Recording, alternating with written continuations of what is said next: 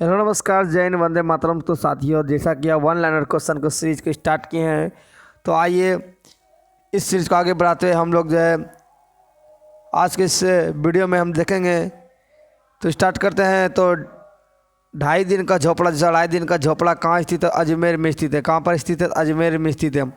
अहोम शासक कहाँ के थे? अहोम शासक जो असम के थे। कहाँ के थे? असम के थे। मराठा तथा अहमद शाह अब्दाली के बीच जो तीर्थ युद्ध कब लड़ा गया? तो 1761 में लड़ा गया। किस एक्ट के द्वारा भारत में कंपनी का व्यापार अधिकार समाप्त हुआ तथा यह व्यापार ब्रिटेन के सभी नागरिकों के लिए खोला गया? तो 1813 ईस्वी में चार्टर एक्ट के द्वारा। किसके द्वारा? चार्टर एक्ट के द्वारा। आदि शंकराचार्य द्वारा स्थापित 4 मठ कहाँ स्थित है? तो जोशी मठ, द्वारिका, पुरी तथा श्रृंगेरी। महात्मा बुद्ध का महापरिनिर्वाण किसे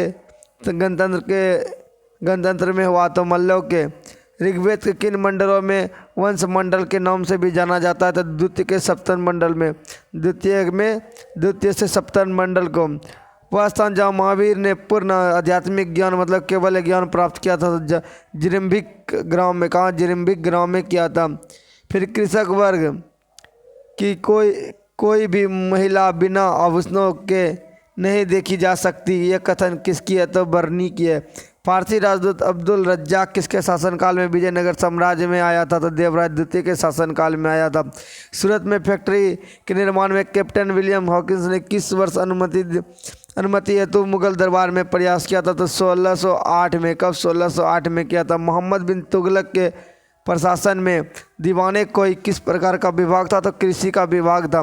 फिर मुगल शासकों में से किसने पहली बार राजा के रूप चित्र से युक्त सिक्के चलाए? तो जहांगीर ने चलाए। अंग्रेजों द्वारा रैयत वाली व्यवस्था का प्रारंभ कहाँ से हुआ? तो मद्रास के प्रेसिडेंसी में। कहाँ से?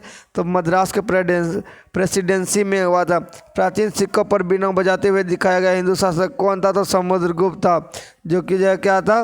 बीना बजाते हुए दिखाया गया है। वैदिक काल के शासनकाल का प्रधान राजा कौन होता था, जबकि उसकी सहायता करने वाले सर्वाधिक महत्वपूर्ण पदाधिकारी होता था? तो पुरोहित होता था। कौन होता था? पुरोहित होता था। फिर एक कलिंग राज खारवेल के राज्यकाल का इतिहास जानने के लिए कौन सा अभिलेख एकमात्र स्रोत है? तो हाथी गुफा अभिलेख। कौन है? हाथी गुफा अभिलेख। मनुस्मृति स्मृति तथा महाभारत में वृषल शब्द का प्रयोग किस प्रकार के व्यक्तियों के संबंध में किया गया? जो धर्म का नाश करता था। को जो धर्म का नाश करता था। सिकंदर और पोरस के बीच इतिहास का प्रसिद्ध युद्ध किस नदी के तट पर हुआ? तो झेलम नदी के तट पर। किस नदी के तट पर? तो झेलम नदी के तट पर हुआ था। फिर आता है कौन सा दर्शन भागवत धर्म का मुख्य आधार है? तो विशिष्टाद्वैत दर्शन। कौन? विशिष्टाद्वैत दर्शन। दिल्ली सल्तनत की आधिकारिक भाषा क्या थी? तो फारसी थी। 1707 में औरंगजेब की मृत्यु के बाद उसका उत्तराधिकारी कौन था? तो बहादुर शाह प्रथम। फिर पद्मावत रचयिता मलिक मोहम्मद जैसी का संबंध किस राज्य से है? जौनपुर से। पिट्स इंडिया एक्ट 1784 ईस्वी में किस एक्ट के अनेक प्रकार के संशोधन किए गए? रेगुलेटिंग एक्ट में। फिर जैन साहित्य को किस नाम से जाना जाता है? तो आगम। एहोल अभिलेख किस शासक से संबंधित है? पुलकेशिन द्वितीय से। सैदब मोहरा पर पशुपति की मूर्ति से युक्त मुद्रा कहाँ प्राप्त हुई है? मोहनजोदड़ो से। अनुलोम विवाह होता है उच्चतर जाति के लड़कों का अपनी से निम्नतर जातियों के लड़के के विवाह से, लड़की से विवाह। फिर वह मौर्य राजा जो अमित घात नाम से जाना जाता है कौन था? बिंदुसार। जीवन का 4 आश्रमों का उल्लेख कहाँ मिलता है? तो शतपथ ब्राह्मण में। दिल्ली सल्तनत का कौन सा सुल्तान लाख बख्श के नाम से जाना जाता है? कुतुबुद्दीन ऐबक, जो कि कौन था? गुलाम वंश का संस्थापक था। कौन था? गुलाम वंश का संस्थापक था। गुलाम वंश का क्या था? संस्थापक था। आगे की ओर चलते हैं हम लोग। और आगे जो है क्या है? आगे है लाल गुंबद। क्या है? लाल गुंबद का निर्माण किसने करवाया था? नसरुद्दीन मोहम्मद तुगलक शाह ने। गुजरात विजय स्तंभ की स्मृति में अकबर ने फतेहपुर सीकरी का निर्माण कराया था? तो बुलंद दरवाजे का। किसका? बुलंद दरवाजे का। मत विलास प्रहसन नामक नाटक के रचयिता कौन है? महेंद्र वर्मन है। कौन है? महेंद्र वर्मन है। शिवाजी के राज्याभिषेक समारोह की अध्यक्षता किसने की थी? गागा भट्ट ने। किसने? गागा भट्ट ने किया था। फिर भारत पर नादिर शाह का आक्रमण कब हुआ था? तो 1739 ईस्वी में। किस उत्तरवर्ती मुगल बादशाह का उपनाम साहिब खबर था? तो बहादुर शाह प्रथम का। मोहम्मद गजनबी द्वारा ध्वस्त सोमनाथ मंदिर का पुनर्निर्माण किसने करवाया था? तो कुमारपाल ने। विजयनगर साम्राज्य की प्रशासनिक व्यवस्था में विशिष्ट का क्या था? तो भू राजस्व था। क्या था? भू राजस्व। अष्टप्रधान के नाम से जाना जाता है शिवाजी के सलाहकार समिति। फिर क्या? किस सुल्तान ने कृषकों की सहायता के लिए पट्टा एवं कबूलियत की व्यवस्था की? शेर शाह ने। किस मुगल बादशाह ने नरोज मतलब फारस का त्यौहार मनाया जाना बंद कर दिया? तो औरंगजेब ने। फिर है अब्दुल कादिर बदायूनी ने रजनामा नाम से किस ग्रंथ की फारसी में अनुवाद किया? तो महाभारत को। महाभारत का जो फारसी में क्या है? रजनामा। जहांगीर का दरबार का चित्रकार ख्वाजा मंसूर किसके चित्रों का व्याख्या चित्रकार था? तो चिड़िया और पक्षियों के चित्र का रूप चित्रों का। चीनी यात्री वैनसांग ने किस महाविद्यालय में अध्ययन किया? तो नालंदा विश्वविद्यालय में। उस समय के वहाँ के कुलपति कौन थे? आचार्य शीलभद्र। कौन थे? आचार्य शीलभद्र। कैबिनेट मिशन के समय भारत का वायसराय कौन था? तो लॉर्ड बेवेल। कौन था? Lord Wavell. बहमनी साम्राज्य का वह संस्थापक कौन था जो दुष्टता और निरंकुशता के लिए इतिहास में जालिम नाम से जाना जाता है? तो हुमायूं।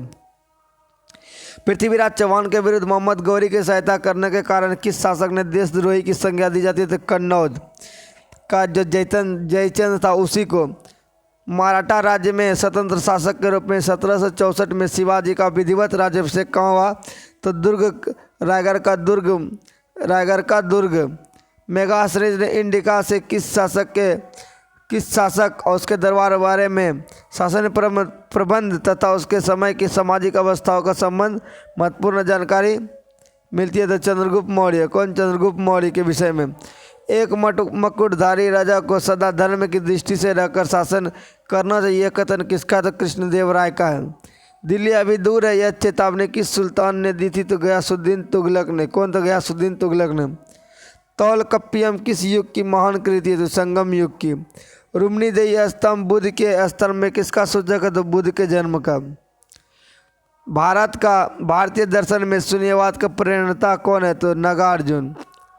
फिर है किस प्रसिद्ध सूफी संत ने जीवन काल में एक के बाद एक शासक दिल्ली सल्तनत की गद्दी पर आसीन हुए?